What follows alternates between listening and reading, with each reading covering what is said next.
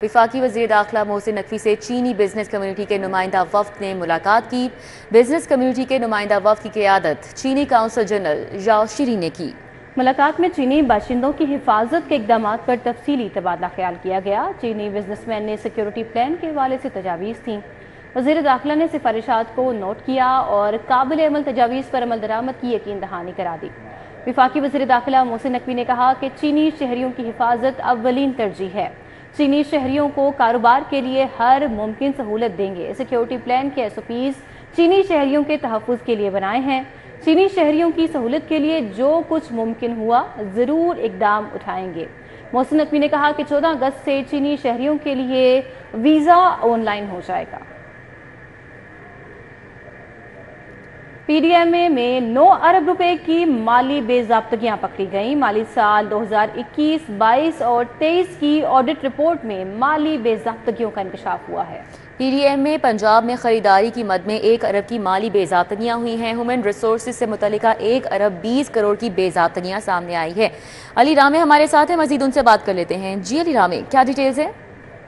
बिल्कुल, Punjab disaster management authority की जिम्मेदारी होती है कि वो सैलाब से मुतासर इलाकों में रिलीफ जो है वो मुहैया करें। कोई भी आफत आए तो वहाँ पर रिलीफ मुहैया करना डिजास्टर मैनेजमेंट अथॉरिटी की जिम्मेदारी होती है। इस जिम्मेदारियों पर अब 9 अरब रुपए की कुछ बेज़ाब्तियाँ ऑडिटर जनरल पाकिस्तान की रिपोर्ट में जो है वो पाई गई हैं और उन्होंने इंकशाफ किया है कि ये माली बेज़ाब्तियाँ 21, 22 और माली साल 23 के अंदर जो है वो पाएगी, जिसमें बताया गया कि मुख्तलिफ जो प्रोक्योरमेंट की जाती रही है PDMA की तरफ से, उसमें गैर कानूनी तौर पर कुछ प्रोक्योरमेंट की गई और इसमें वेंडर्स को जो है वो करोड़ों रुपए का फ़ायदा पहुंचाकर गैर कानूनी तौर पर ख़रीदारी जो है वो की गई।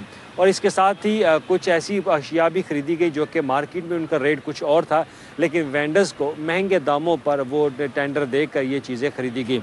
अब इसमें ऑडिट की तरफ से जो रिपोर्ट जारी की गई उसमें वो पैराज जो है वो ऑडिट से भरे पड़े हैं PDMA के खिलाफ। और इसके साथ ही PDMA की रिपोर्ट में ये भी बताया गया, जो कि ऑडिटर जनरल पाकिस्तान की तरफ से जारी की गई है, कि जो डेथ कंपनसेशन एक रकम थी जो कि ख़ास तौर पर उन अफराद को दी जानी थी जो कि सैलाब से मुतासर हुए और वो हलाक हुए, उनको भी डबल पेमेंट्स जो हैं वो PDMA की तरफ से की गई।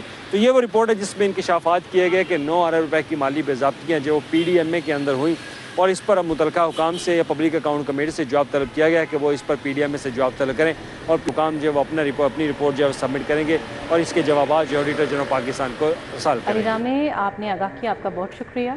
गुलबर्ग और MM आलम रोड की तामीर बहाली के 2 मेगा प्रोजेक्ट्स लाने का फैसला किया गया है। LDA MM आलम रोड और गुलबर्ग में प्रोजेक्ट्स लॉन्च करेगा। अर्बन डेवलपमेंट रीजनरेशन के 2 प्रोजेक्ट LDA अथॉरिटी से मंजूर कराएगा, जबकि DG LDA ने डेवलपमेंट वर्किंग पार्टी के इजलास में इब्तदाई मंजूरी दे दी है। मज़ीद तफसीलात जानते हैं इस बारे में दुर्रे नायाब से। दुर्रे नायाब, आगाह कीजिए। जी बिल्कुल, DG LDA जो कि डेवलपमेंट वर्किंग पार्टी LDA की सरबराही करते हैं, उन्होंने इन दोनों प्रोजेक्ट की मंजूरी दे दी है। एक प्रोजेक्ट तो MM आलम रोड के अंदर रीजनरेशन और रीमॉडलिंग जो है वो करेगा और इसमें तकरीबन 1.3 अरब से ज़ायद लागत आएगी। इसमें MM आलम रोड के अंदर बाकायदा पार्किंग बेस बनाई जाएंगी, इसको ट्राम के साथ मुंसलिक करके वन वे किया जाएगा और आगे से जो बिल्डिंग की लाइन्स हैं जिस पे अब बहुत ज़्यादा तजावज़ात भी दिखाई देती हैं और कई जगहों पे ये जो फुटपाथ हैं उनको ख़त्म करके बिल्डिंग के मालकान ने अपनी प्राइवेट पार्किंग में बना दी है, उससे छुटकारा मिलेगा। और साइन बोर्ड, सोलर लाइट्स तकरीबन उसको और 100% उसकी अंडरग्राउंड वायरिंग की जाएगी। उसमें फिर कोई भी फैसिलिटी हो, चाहे वो टेलीफोन हो, इंटरनेट हो, फ्लैश फाइबर की किस्म की कोई भी फैसिलिटीज़ हो, वो फिर अंडरग्राउंड ही होगी। वो फिर अपर ग्राउंड जो है वो किसी सूरत में उनको इजाज़त नहीं दी जाएगी। दूसरा प्रोजेक्ट जो है वो गुलबर्ग की रोड्स हैं। गुलबर्ग की रोड्स पे बहुत ज़्यादा काम किया जाएगा और उस पर भी तकरीबन 3.3 अरब की लागत है। उस पर थ्रू आउट जो गुलबर्ग की रोड्स है उस पर ग्रीन बेल्ट्स को नीचे किया जाएगा, रिसाइकलिंग के लिए, वाटर रिजनरेशन के लिए काम किया जाएगा और जितनी ज़्यादा साइकिल ट्रैक के लिए एफर्ट है वो उसमें पुट की जाएगी और इस पर प्रोजेक्ट पे काम तेज़ी से जो है वो किया जाएगा। इसकी इजाज़त जो है वो LDA गवर्निंग बॉडी के इजलास से ली जाएगी, जिसके बाद LDA इसको ओन सोर्स अपने ओन फंड हुकूमत से इस पर 1 रुपया भी। बहुत शुक्रिया दुर्रे नायाब। लेस्को के डिस्ट्रीब्यूशन सिस्टम में तकनीकी खराबियों के बायस सोलर सिस्टम से बिजली की पैदावार कम हो गई। ट्रांसफार्मर्स में फनी खराबियों से सोलर सिस्टम ने काम करना छोड़ दिया। लेस्को ने बारिश के दौरान खराबियां पैदा होने पर ट्रांसफार्मर्स को 2 फेज पर चला दिया। 3 फेज वोल्टेज ना मिलने की वजह से सारिफीन के सोलर सिस्टम चलना बंद हो गए। शहर के मुताबिक दफातर ने सोलर सिस्टम के हामिल सारिफीन ने दरख्वास्तें जमा करा दी। सब डिविजनल स्टाफ ने आर्जी तौर पर 2 फेज की बुनियाद पर ट्रांसफार्मर से बिजली चला दी। इस हवाले से मजीद बात कर लेते हैं, हमारे साथ शाहिद नदीम सिपरा हैं। जी शाहिद सिपरा। जी बिल्कुल, शहर में होने वाली हालिया बारिशों की वजह से लाहौर इलेक्ट्रिक सप्लाई कंपनी के डिस्ट्रीब्यूशन सिस्टम में तकनीकी और फनी खराबियां पैदा हुई, जिसकी बुनियाद पर शहर के कई इलाकों में सोलर सिस्टम से बिजली की पैदावार कम हो गई है। ज़राए की जानिब से ये बताया गया है कि बारिश की वजह से कंपनी के डिस्ट्रीब्यूशन ट्रांसफार्मर्स ख़राब होने और उसमें टेक्निकल फॉल्ट्स आने की शरह में इंतहाई कदर इजाफा हुआ था। और बाज़ ऐसे इलाके हैं जहां पर लेस्को की जानिब से आर्जी तौर पर ट्रांसफार्मर को 3 फेज़ की बजाय 2 फेज़ की बुनियाद पर चला दिया गया है और वहां सप्लाई को 3 फेज़ वोल्टेजेस नहीं दिए जा रहे। सोलर सिस्टम को 3 फेज़ वोल्टेजेस ना मिलने की वजह से वो सार्फिन जिन्होंने अपने घरों पर सोलर सिस्टम लगा रखे हैं, ना सिर्फ वहाँ से बिजली की जनरेशन होने की वजह से वो खुद मुतासिर हो रहे हैं, बल्कि इसके साथ जो इजाफी बिजली बनाकर वो लेस्को को फ़रोख्त कर रहे थे उसमें भी मुकम्मल तौर पर नाकाम ठहर रहे हैं। मुख्तलिफ इलाकों में सब डिवीजन की सतह पर सार्फिन ने अपनी दरख्वास्तें जमा करवा दी हैं, जिसके बाद लेस्को इंतज़ामिया की जानिब से बाज़ मकामात पर यह जवाब दिया जा रहा है कि ट्रांसफार्मर्स की किल्लत की वजह से 2 फेज़ ट्रांसफार्मर से सप्लाई चलाई गई है ताकि आर्जी तौर पर बिजली की सप्लाई सार्फिन तक पहुंचाई जा सके। लेकिन वो सार्फिन जिन्होंने सोलर सिस्टम नस्ब करवा रखे हैं उनकी मुश्किलात में मुसलसल इजाफा होता जा रहा है। ज़रा ने मज़ीद ये भी बताया है कि जब तक वो ट्रांसफार्मर जो इस वक्त 2 फेज़ की बुनियाद पर चलाए जा रहे हैं इनको 3 फेज़ नहीं किया जाता, तब तक सोलर सिस्टम से बिजली की जनरेशन होगी और वो सार्फिन सोलर सिस्टम से ना खुद बिजली इस्तेमाल कर सकेंगे और ना ही लेस्को को फ़रोख्त कर सकेंगे। शाहिद सिपरा, आपका बहुत शुक्रिया। अभी आपको अपडेट करेंगे, इलेक्शन कमीशन ने 20 अगस्त को चीफ सेक्रेटरी और सेक्रेटरी बल्दियात को तलब कर लिया। पंजाब ने अभी तक लोकल गवर्नमेंट एक्ट पास क्यों नहीं किया, इलेक्शन कमीशन की जानिब से इस्तफसार किया गया और इलेक्शन कमीशन ने पंजाब हुकूमत को एक्ट पास करने के लिए 1 माह का वक्त दिया था। 1 माह गुजरने पर इलेक्शन कमीशन ने तलबी का नोटिस जारी कर दिया। महकमा किफ़ायत ताहलाल लोकल गवर्नमेंट एक्ट पास नहीं करा सका। इस हवाले से बात करेंगे एडिटर ब्यूरोक्रेसी कैसे खोखर से। जी कैसे खोखर, आगाह कीजिएगा।